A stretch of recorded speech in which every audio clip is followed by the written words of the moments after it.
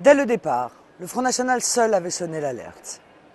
La guerre de Libye, engagée la veille des élections cantonales, quel drôle de hasard, ne nous semblait pas opportune. Nous pointions dès les premiers jours les multiples risques, les mensonges, les non-dits et les nombreuses ambiguïtés liées à cette aventure militaire, sans parler de son coût faramineux. Eh bien, les événements ont donné raison à notre analyse. Alors que la presse anglaise évoque déjà un nouveau Vietnam, nous pouvons au moins affirmer que cette guerre s'embourbe dangereusement et qu'elle conduit tout droit notre pays vers un scénario d'enlisement à l'Afghane. On nous avait promis une intervention courte, uniquement aérienne, où la France aurait son mot à dire. Nous avons aujourd'hui une guerre qui n'en finit plus, qui s'oriente vers une intervention au sol et sous commandement de l'OTAN. Peut-être les bombardements parviendront-ils à éliminer prochainement Kadhafi après avoir tué ses petits-enfants et son fils? Et Nicolas Sarkozy tentera alors de nous faire un petit show dont il a le secret, se vantant d'avoir lui aussi assassiné son tyran.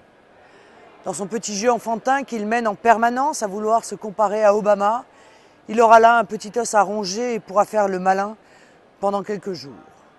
Il aura aussi tout le loisir de se ridiculiser une fois de plus aux yeux de la terre entière.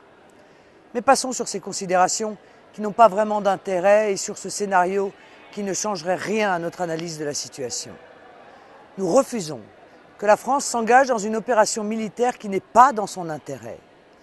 Chaque jour, des Français m'écrivent pour me remercier de ma position lucide et déterminée face à l'unanimisme béat de la classe politique, de gauche comme de droite, sur cette guerre. Ils me demandent aussi de m'exprimer en leur nom pour dire à quel point ils souhaitent que notre pays retrouve sa dignité en tournant le dos au massacre libyen.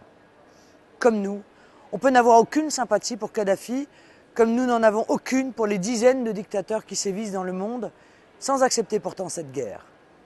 Hier, Nicolas Sarkozy humiliait la France en déroulant le tapis rouge à Kadhafi et en le laissant installer sa tente bédouine à 2 pas de l'Élysée.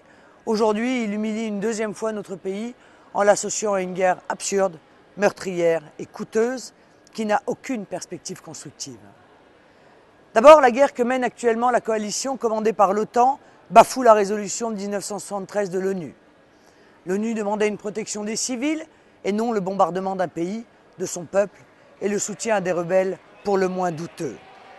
Car qui sont vraiment les rebelles qu'on soutient, qu'on finance et qu'on veut porter au pouvoir? Qui sont ces rebelles que Bernard-Henri Lévy a sommé Nicolas Sarkozy de défendre à tout prix?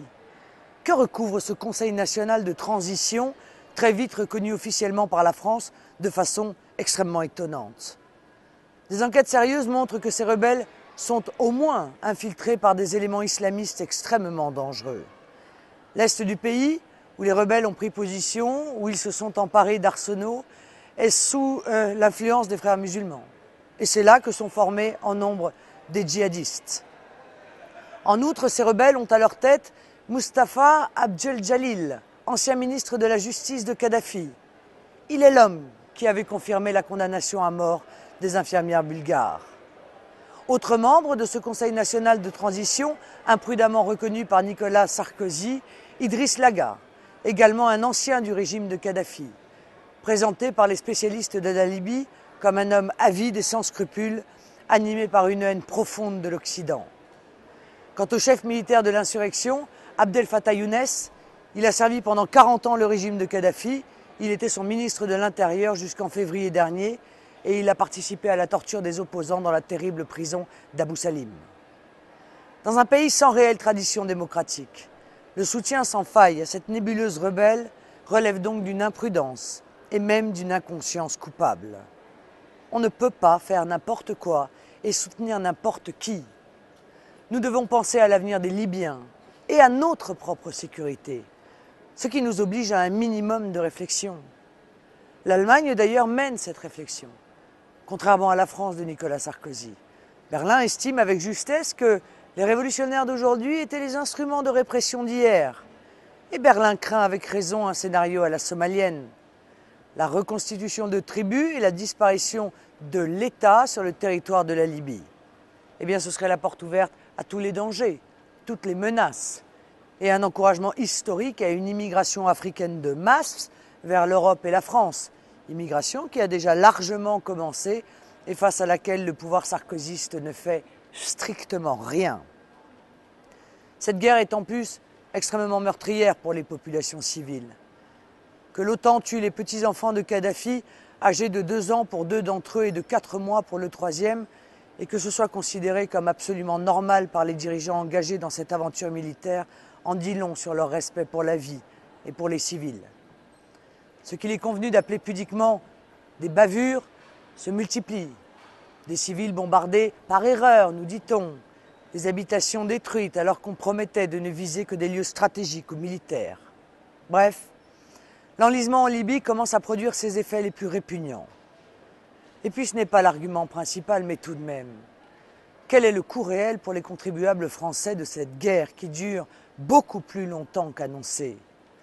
En pleine période de crise, quand le chômage explose et que leur pouvoir d'achat s'effondre, les Français ont le droit de savoir. Devant la commission de la Défense à l'Assemblée nationale, le ministre Longuet a déjà avoué 50 millions d'euros de dépenses supplémentaires. Vous devez savoir que chaque missile de croisière tiré coûte 1 million d'euros à notre pays. L'heure de vol d'un Rafale est évaluée à 40 000 euros et une heure d'intervention du porte-avions Charles de Gaulle nous coûte 50 000 euros. Ces dépenses non prévues devront être financées, bien sûr. D'autant que les rebelles libyens seront financés eux aussi. Le mécanisme de financement sera opérationnel d'ici quelques semaines, a-t-on récemment appris. Quand on sait que les rebelles réclament 2 à 3 milliards de dollars, on imagine combien cette guerre au total pourrait nous coûter. Cela sans compter une éventuelle intervention au sol, qui fera exploser l'addition et que semble augurer l'envoi de conseillers militaires déjà décidés. Nicolas Sarkozy a donc commis de lourdes fautes en nous engageant dans cette guerre qui s'enlise, coûteuse, meurtrière, dangereuse, par les suites néfastes qu'elle entraînera, conduite au bénéfice de rebelles très douteux, d'ailleurs officiellement reconnus que par 3 pays dans le monde, la France, l'Italie et le Qatar. La guerre de Libye est un terrible piège pour notre pays, pour nos soldats et pour les Libyens eux-mêmes. Et comment ne pas penser que c'est dans un but bassement électoraliste que Nicolas Sarkozy, en déroute dans les sondages, a jeté notre pays dans cette guerre. Il faut écouter les nations et les gouvernements qui font preuve de sagesse et de réflexion. Je pense à l'Allemagne ou à la Russie notamment. Il faut maintenant, tout de suite, mettre un terme à cette guerre et refuser coûte que coûte le scénario d'enlisement que nous promet Nicolas Sarkozy. Dans mon discours du 1er mai, j'ai indiqué solennellement que la liberté ne se trouvait pas au bout des missiles de l'OTAN, elle se situe dans le génie des peuples, leur éducation et les efforts de la diplomatie. Plus que jamais, c'est ce message d'alerte, de bon sens, mais aussi d'espérance que je porte aujourd'hui dans l'intérêt des peuples libyens et français.